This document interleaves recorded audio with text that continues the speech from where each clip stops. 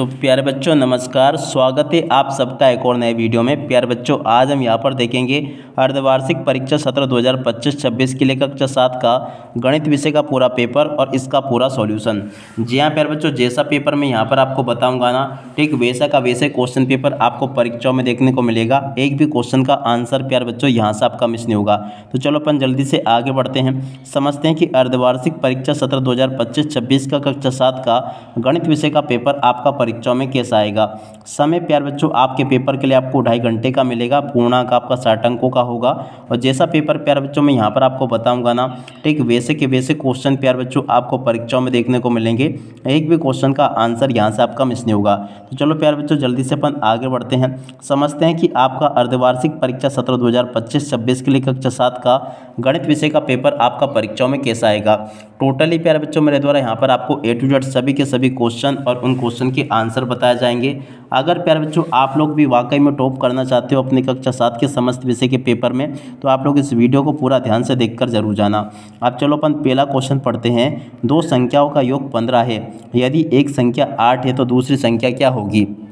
देखो प्यारे बच्चों इस क्वेश्चन का राइट आंसर आपका ख नंबर का आ जाएगा 7।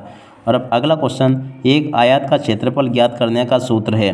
देखो प्यारे बच्चों प्रश्न नंबर 2 जो पूछा गया ना, इसका राइट आंसर आपका यह आ जाएगा लंबाई गुणा चौड़ाई। और अब अगला क्वेश्चन प्यारे बच्चों पढ़ते हैं, एक समकोण त्रिभुज में एक कोण का मान क्या होता है। प्रश्न नंबर 3 जो प्यारे बच्चों पूछा गया ना, इसका राइट आंसर आपका आ जाएगा 90 डिग्री। और उसके बाद में देखो प्यारे बच्चों चौथे नंबर का क्वेश्चन पढ़ते हैं, -5 + 3 का मान क्या होगा। प्रश्न नंबर 4 जो प्यारे बच्चों दे रखा ना, इसका राइट आंसर आपका -2 आ जाएगा। और अब अगला क्वेश्चन प्यारे बच्चों पढ़ते हैं, एक वृत्त की परिधि का सूत्र क्या होगा। 5 नंबर का जो क्वेश्चन प्यारे बच्चों पूछा गया ना, इसका राइट आंसर आपका आ जाएगा 2πr।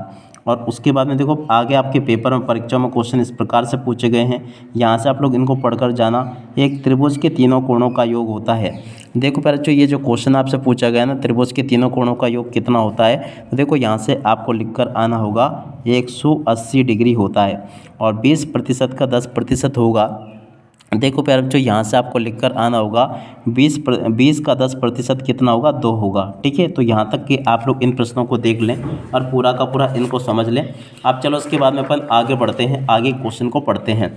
देखो प्यारे बच्चों यहाँ पर क्वेश्चन पूछा है, वर्ग में भुजाएं होती है। देखो प्यारे बच्चों वर्ग में कितनी भुजाएं होती है, तो देखो यहाँ से आपको लिखकर आना होगा 4 भुजाएं होती है। और अब अगला क्वेश्चन, एक वृत्त का व्यास उसकी त्रिज्या का होता है। देखो प्यारे बच्चों एक वृत्त का व्यास उसकी त्रिज्या का कितना होता है, तो देखो यहाँ से आपको लिखकर आना होगा 2 गुना। क्या लिखोगे, 2 गुना। और अब अगला क्वेश्चन, किसी भी संख्या की घात 0 होने पर उसका मान होता है।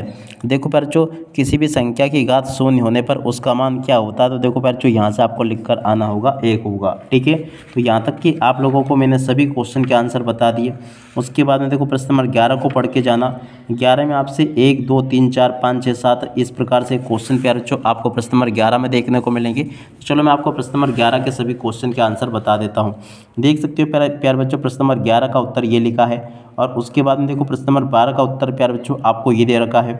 और 12 के बाद में चलो अपन 13वां क्वेश्चन पढ़ते हैं, एक भिन्न को दशमलव संख्या में कैसे बदलते हैं। तो देखो इस क्वेश्चन के उत्तर को प्यारे बच्चों यहाँ से देख कर लिख दो, ये मैंने बता दिया।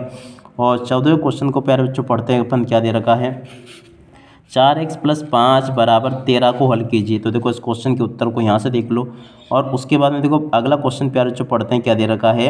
देखो यहाँ से आप लोग इनको देखते चलें।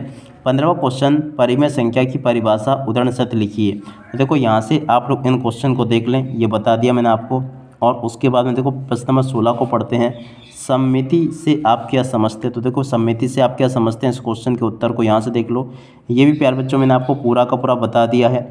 और उसके बाद में चलो अपन आगे बढ़ते हैं, अगला क्वेश्चन पढ़ते हैं। प्रश्न नंबर 17 प्यारे बच्चों पूछा है, किसी कक्षा के 10 छात्रों का भार किलोग्राम में इस प्रकार है। और देखो प्यारे बच्चों इसका माध्य आपको ज्ञात करना है। तो देखो प्यारे बच्चों माध्य इस प्रकार से आप लोग ज्ञात कर सकते हो, पूरा का पूरा आपको जोड़ देना है।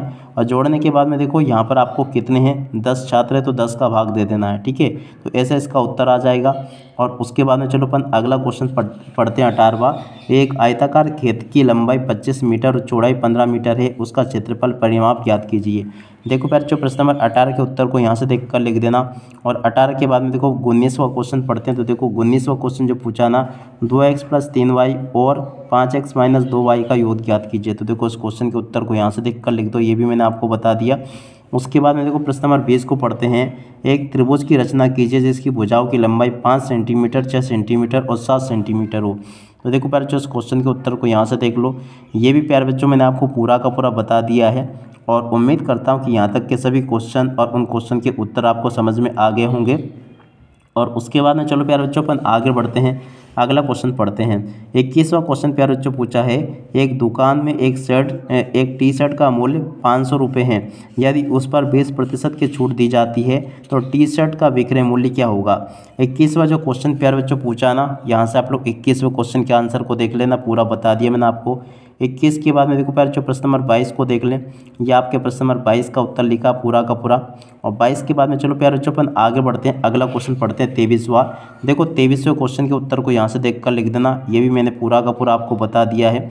उम्मीद करता हूँ कि ये भी आपको अच्छे से समझ में पूरा का पूरा आ गया होगा। 23 के बाद में चलो अपन आगे बढ़ते हैं प्यारे बच्चों 24वां क्वेश्चन। एक वृत्त का व्यास 14 सेंटीमीटर है। तो देखो उस क्वेश्चन के उत्तर को प्यारे बच्चों यहाँ से देख लो, ये भी मैंने आपको अच्छी प्रकार से बता दिया है। और उसके बाद में चलो अपन अगला क्वेश्चन पढ़ते हैं 25वां।